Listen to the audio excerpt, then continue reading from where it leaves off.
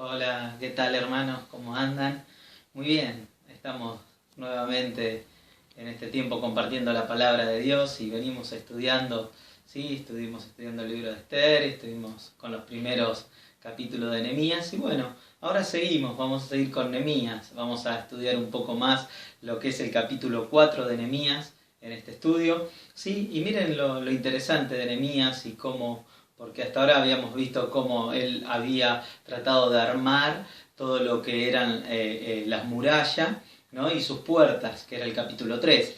Pero ahora sí, la cosa se pone un poquito más movidita, ¿no? Como siempre, cada vez que uno se dispone a servir a Dios, a buscar a Dios, a querer más de Dios, siempre se levanta oposición, siempre se levantan pruebas, luchas, dificultades. Y bueno, y Nehemías no iba a ser el caso. Y bueno, y Nehemías también nos va a ayudar un poco a entender cómo actuar en esos momentos y en esas circunstancias. Miren lo que dice el capítulo 4 de Nehemías, ¿no? Hablando de esto. Al enterarse Sanbalat de que nosotros reconstruíamos la muralla, se disgustó y se encolorizó mucho, haciendo burla de los judíos. Y dijo a sus hermanos y a las tropas de los samaritanos: ¿qué están haciendo estos judíos? Se están alardeando. Que dejen de presentar sacrificios y que coman hasta el día que recojan estas piedras de entre los montones de escombros quemados. Junto a él estaba Tobías el amonita, quien decía: no importa qué tanto construyan estos, estoy seguro de que si un zorro trepa, derribará las piedras de sus muros. En estos tres primeros versículos podemos ver cómo Sanbalat, Tobías, y después va a nombrar a Gesén, el árabe, ¿no? que se oponían a la obra que ellos estaban haciendo. Pero en este caso la oposición venía por el medio de la burla. Se burlaban, decían: ¿qué pueden hacer? Miren el trabajo que tienen, ¿qué pueden sacar de las piedras quemadas? Si se sube una zorra seguro que la va a tirar abajo. Y hay algo interesante en esto de los enemigos de Dios, ¿no? Quería compartirle algunas cosas. Sanbalat, uno de sus significados significa fuerza. Y sí, es verdad, él se había levantado como la fuerza opositora, como la fuerza intimidatoria, ¿no? Él estaba siempre intimidando y tenía esa fuerza y era el primero que se levantaba, porque también era el gobernador ahí en Samaria. Entonces se levantaba y bueno, y tenía esa fuerza para hacer esa oposición que él quería. En este caso a través de la burla y mostrando adelante de todo el ejército de él, diciendo que no iban a poder terminar, ¿no? También lo tenemos a Tobías, que tanto Sanbalat, que era samaritano, Tobías era amonita. O sea, ambos dos, ellos eran de raíces judías, pero se habían mezclado y por tanto Tobías, que queda mucho más explícito tanto en el libro de Nehemías como en Esdras, no pudieron quedar como judíos porque ellos ya se habían mezclado, había un sincretismo. Y el nombre de Nehemías, sí, así como el de Sanbalat le había dicho que era la fuerza y que era fuerza, el de Nehemías significa Dios es bueno. Miren ustedes, ¿no? El nombre de Tobías, Dios es bueno, pero Tobías representa lo que parece bueno, pero no es bueno, o no es tan bueno, ¿sí? Como por ejemplo la religiosidad. ¿Sí? Tobías representa eso, la religión, la religiosidad. Todos entendemos que más que religión, lo que necesitamos es una relación con Dios y con el Espíritu Santo, ¿no? Entonces, bueno, Tobías representa, ¿sí? Esto de que parece el Dios, lo que es su nombre, ¿no? Dios es bueno, pero representa lo que parece bueno, pero no es tan así. ¿Sí? Entonces la religiosidad, lo religioso, la religión, ¿sí? Eso mata, eso no da vida, eso es ley, nada más. Y sin embargo, lo que nosotros tenemos en Cristo es relación. Entonces ahí también lo tenemos a Tobías burlándose, cada vez más chistoso, diciendo que si se subiera una zorra o un zorro por por el muro, lo derribaría.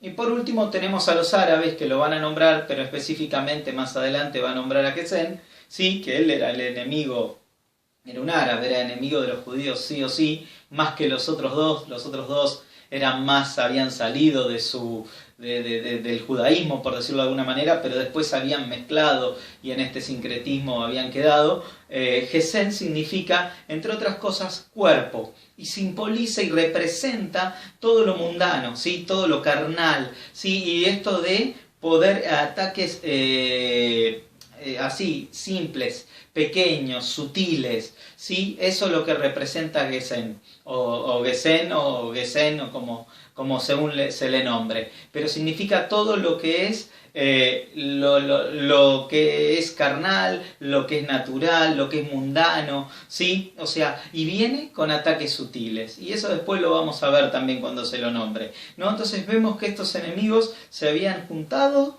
para venir en contra del pueblo de Dios. Pero no eran cualquiera, venían con fuerza, venían con máscaras de religiosidad como algo bueno, pero también venían con carnalidad y como el mundo, ¿no? Así, con lo natural, digamos. Y miren ustedes lo que sigue diciendo. ¿Y cómo reaccionó? Porque eso es lo que uno tiene que aprender también. ¿Cómo reaccionó en este momento Nehemías? En el versículo 4 dice: escucha, oh Dios nuestro, porque ellos han convertido en objeto de escarnio. ¿Sí? Vuelve su afrenta sobre su propia cabeza y entrégalos al despojo de la tierra de su cautiverio. No pases por alto sus culpas, ni pecados sean cubiertos ante ti, pues enfureciéndose se opusieron a la reconstrucción que nosotros estábamos llevando a cabo. No obstante, nosotros reconstruimos la muralla, de hecho estamos reconstruyendo y se ha avanzado en la muralla hasta la mitad. Entonces el pueblo se enteró, se manifestó abiertamente a favor de trabajar, ¿no? Tremenda oración. Siempre vamos a ver a Nehemías ya desde el capítulo 1, cada vez que tenía que enfrentar oposición, él iba directamente a Dios. En este caso él iba con todo, acá le pedía que a los enemigos Dios los hiciera desaparecer, ¿no? Acá pedía muy fuerte esa justicia, ¿no? Y en ese tiempo estaba bien, hay que enmarcarlo también en ese tiempo. En ese tiempo vivían bajo esa ley y estaba bien que él pidiera eso, porque cuando vamos más adelante y podemos ver a Jesús, cuando habla de los enemigos también habla de bendecirlos y habla de muchas otras cosas y no de tanto de esta manera como él la está hablando, ¿no? Pero él en ese tiempo y en ese momento estaba haciendo lo que Dios le pedía que hiciera, y que pidiera justicia, igual que nosotros hoy, pero también pidiendo que Dios tenga misericordia y que Dios obre sobre la vida de nuestros enemigos, ¿no? Porque entendimos que lo espiritual es lo que está sobre las personas, ¿no? Y el ataque viene sobre ahí, no sobre las personas mismas, sino sobre lo que está sobre las personas, ¿no? Y bueno, y hasta acá vemos que han reconstruido hasta la mitad, o sea que venían bárbaros, venían animados, es como todo, ¿no? Uno viene, trabaja, empieza a hacer las cosas y llega a la mitad. Y miren qué sigue diciendo. Versículo 7. Entonces, habiéndose enterado Sanballat, Tobías, los árabes, los amonitas y los de Asdod, de que se le había fijado un plazo para la reconstrucción de la muralla de Jerusalén y que las brechas estaban empezando a ser cerradas, ellos se disgustaron más. Y todos ellos conspiraron unánimemente para venir a pelear contra Jerusalén a fin de causarles tropiezo. Otra vez, habían llegado a la mitad y ahora ya no tanta risa, no tanta burla, ya directamente querían venir a pelear y los querían venir a matar, ¿sí? Sabiendo que, tanto en lo espiritual como en lo natural, ellos no tenían autoridad, porque Nehemías tenía la autoridad de Dios para hacer lo que tenía que hacer. Entonces ellos no podían hacer nada. Y desde lo natural tenían la autorización del rey para reconstruir. O sea, esto se parece mucho a lo que en la vida espiritual uno tiene, ¿no? Sabemos quiénes somos en Dios, pero muchas veces el enemigo viene con medias verdades, ¿no? Y trata de venir a engañarnos, como hizo con Adán y Eva y con tantos otros, y aún hoy le sigue funcionando esto de venir con medias verdades, ¿no? Porque ellos estaban avanzando, estaban haciendo. ¿Por qué les digo esto? Porque ahora van a ver lo que dice Nehemías. Y bueno, versículo 8, ¿no? Dice, y todos ellos conspiraron unánimemente, ¿sí? Estaban todos sus enemigos ahí alrededor para venir a pelear contra Jerusalén a fin de causarles tropiezo. Pero nosotros elevamos oración a nuestro Dios para que nos pusieran guardias contra ellos de día y de noche. Pero los judíos dijeron: a los acarreadores le faltan las fuerzas y todavía hay muchísimos escombros, no podremos reconstruir la muralla, ¿no? Otra vez volvía al mismo momento en que ellos habían llegado hasta la mitad, pero el enemigo acá los venía allá a avasallar porque ya estaban cansados. Ellos mismos dicen: no podremos reconstruir la muralla, ¿sí? Porque hay muchísimos escombros. Y casi siempre los ataques vienen cuando uno está ahí, en la mitad de la batalla, cuando ya empezó a hacer la obra. No viene al principio cuando uno está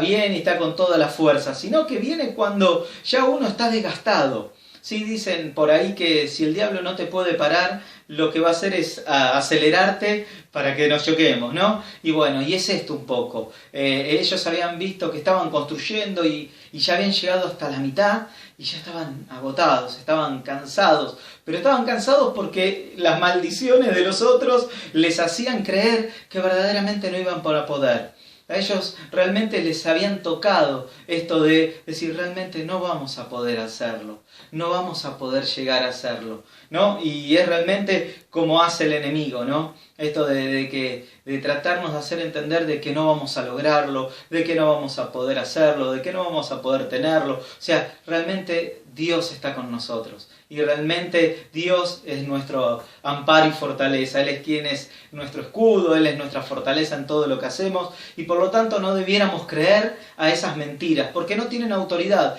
ni natural ni espiritual y de ningún tipo para poder hacer cesar lo que Dios quiere hacer en nuestras vidas. Y miren cómo sigue esto, ¿no? Versículo 11. Sí, porque hasta ahí habíamos llegado en que no podrían construir la muralla. Y nuestros enemigos dijeron, que no se den cuenta ni sospechen hasta que caigamos sobre ellos y los matemos, y hagamos cesar su obra. Y cuando los judíos que moraban entre ellos llegaron, dijeron, he aquí que ahora vienen de todos los lugares donde viven 10 tantos más a fin de combatirlos. Miren, lo que pasaba era lo siguiente, dijeron los enemigos, estaban todos, Sanbalat, vamos a ir y los vamos a atacar cuando no se den cuenta, los vamos a matar, los vamos, ¿no? ¿Y qué pasó? Alrededor había gente que venía desde Jericó y de otros lugares, que eran pueblos que estaban alrededor de ahí de Samaria y que estaban alrededor de estos enemigos y que le fueron a decir a Nehemías, mirá que los van a venir a atacar. Y esto lo podemos tomar de dos maneras. Según como sea el líder, acá vamos a ver cómo lo tomó Nehemías, pero como sea también nuestra vida.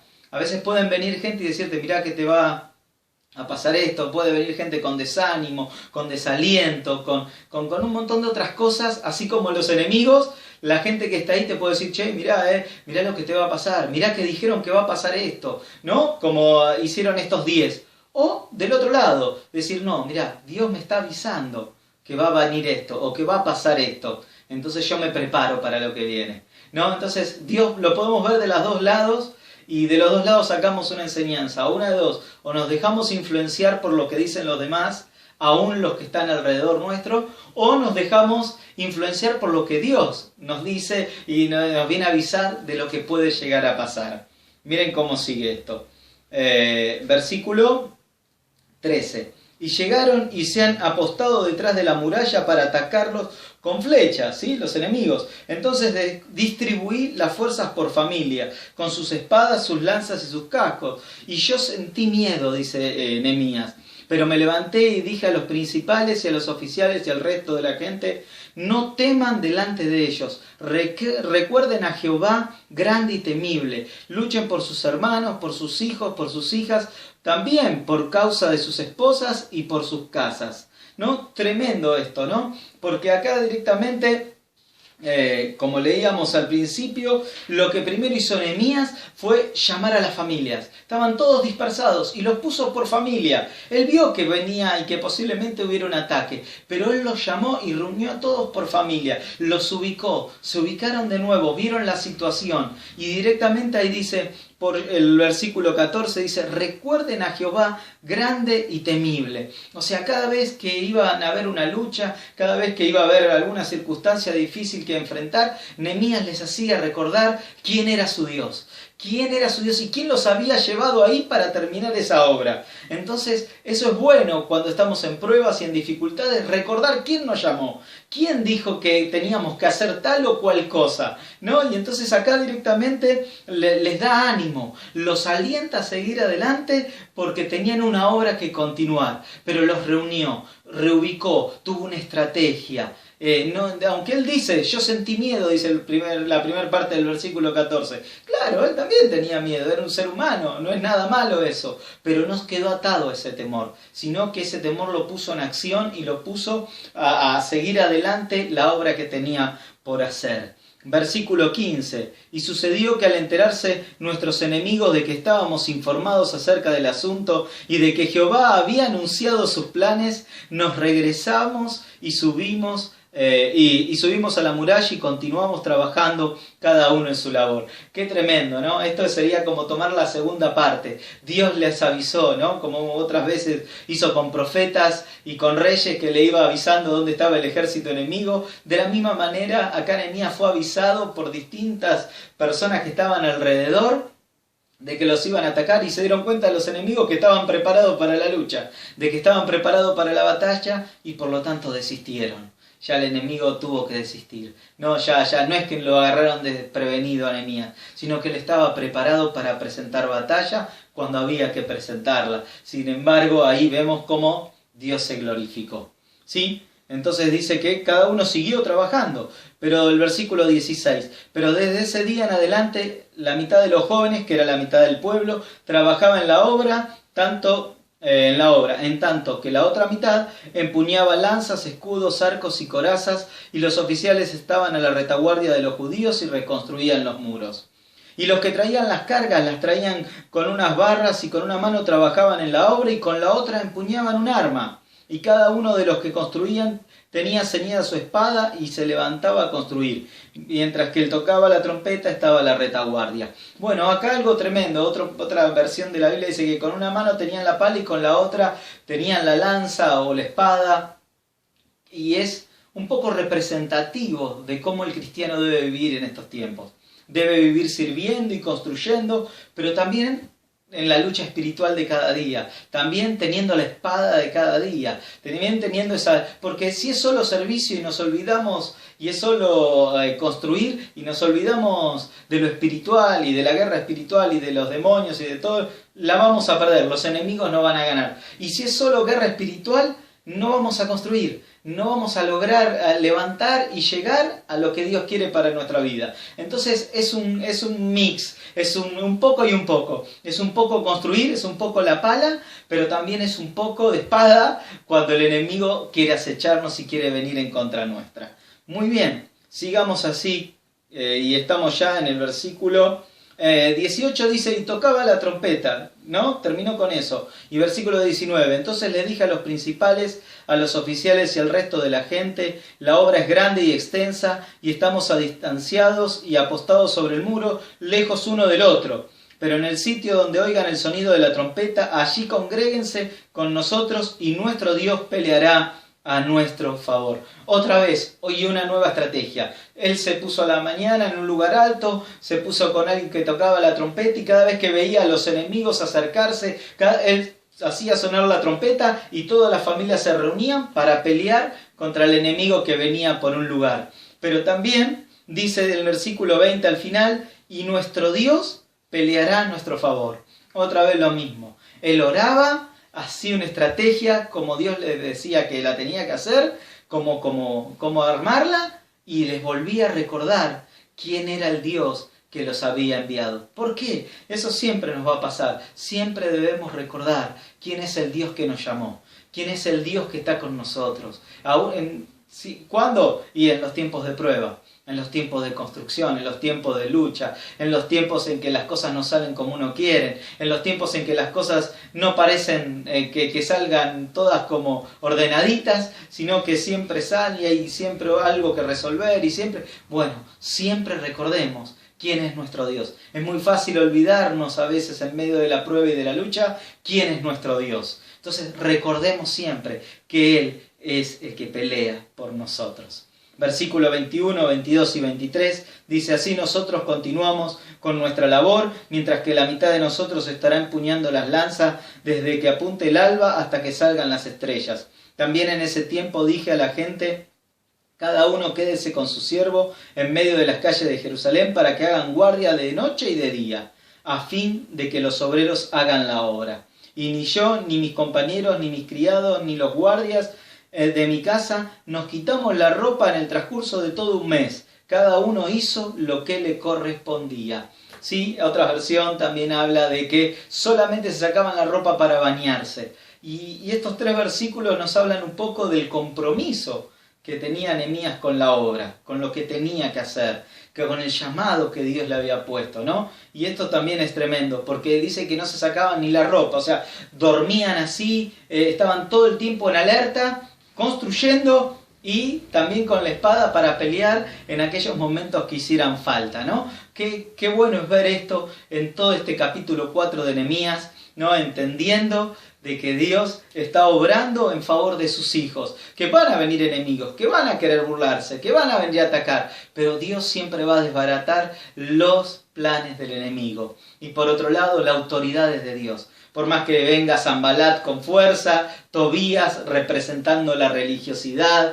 sigue diciendo que Dios es bueno, o Gesem, todo lo que es lo carnal y lo mundano, Dios sigue siendo Dios de nuestras vidas. Y Él siempre va a estar en favor de tu vida y de la mía. Y siempre batallando y ayudándonos en esos momentos. Así que el capítulo 4 es algo tremendo cuando nos hallemos en pruebas, en dificultades, en luchas. Porque hay un versículo también para terminar en Hebreos, capítulo 10, 38 y 39, de que habla de que el justo por fe vivirá y que el que retrocede no agradará a mi alma, dice. Sí, pero nosotros no somos, dice el apóstol ahí, de los que nos volvemos para atrás. No somos de los que retrocedemos. Y es verdad, Nehemías nos demostró que no es alguien que retrocedía. Todo lo contrario, sabía en quién confiaba. Y nosotros también. Nosotros no somos de los que retrocedemos. Nosotros no somos de los que nos volvemos para atrás, sino de los que enfrentamos en la autoridad que Dios nos dio, ¿sí? Porque el enemigo quiere venir a eso, a engañarnos, pero en la autoridad que Dios nos dio y sabiendo quiénes somos en Él, poder vencer todas las pruebas y todas las luchas y todas las dificultades que el enemigo quiera poner. Así que mi hermano, que Dios te bendiga, sabiendo que Dios tiene poder para sacarte del lugar de donde podés estar hoy y Dios va a obrar en favor de tu vida. Que Dios te bendiga y nos vemos en la próxima.